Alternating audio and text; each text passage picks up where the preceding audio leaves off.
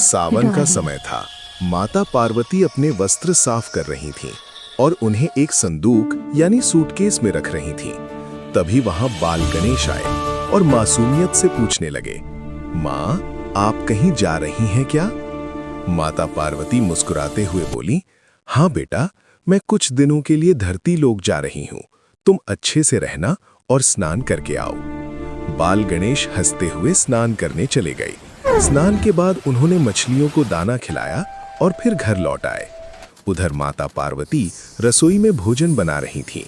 तभी उन्होंने कहा, बेटा, कृष्ण अभी तक सो रहे हैं, जाओ उन्हें जगा लाओ। बाल गणेश को शरारत सूझी। उन्होंने एक छोटा सा पटाखा लिया और कृष्ण के बिस्तर के पास रखकर जला दिया। धमाके से कृष्ण डर गए और तुरंत जाग उठे। दोनों हंसने लगे।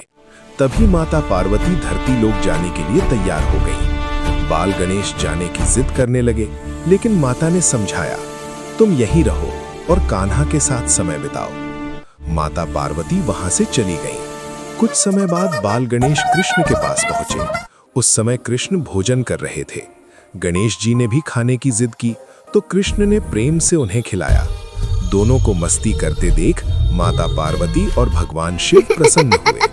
एक दिन बाल गणेश लड्डू लेकर भाग रहे थे। तभी उनके पैर में ठोकर लग गई। उसी समय चंद्रमा हंस पड़ा। गणेश जी को क्रोध आ गया और उन्होंने चंद्रमा को श्राप दे दिया, आज से गणेश चतुर्थी के दिन तुझे देखना अशुभ माना जाएगा। इसके बाद दोनों मित्र फिर खेलने लगे। कुछ दिनों बाद एक दुष्ट डायन की एंट्री होती है। वो छिपकर सब देखती रहती है। एक दिन वो समुद्र में विष मिला देती है, जिससे बहुत सी मछलियां मर जाती हैं। ये देखकर माता पार्वती और भगवान शिव चिंतित हो जाते हैं। एक दिन बाल गणेश और बाल कृष्ण भगवान शिव के लिए भोजन लेकर जाते हैं, लेकिन रास्ते में थक कर सो जाते हैं। तभी वो डायन आती है और भोजन चुरा ले जाती है। डायन का अत्याचार दिन ब दिन बढ़ने लगता है। तब माता पार्वती दिव्य रूप धारण कर प्रकट होती है और उस दुष्ट डायन का संहार कर देती है। इस प्रकार धर्म की जीत और अधर्म का अंत होता है। अब आते हैं कहानी के अर्थ के ऊपर।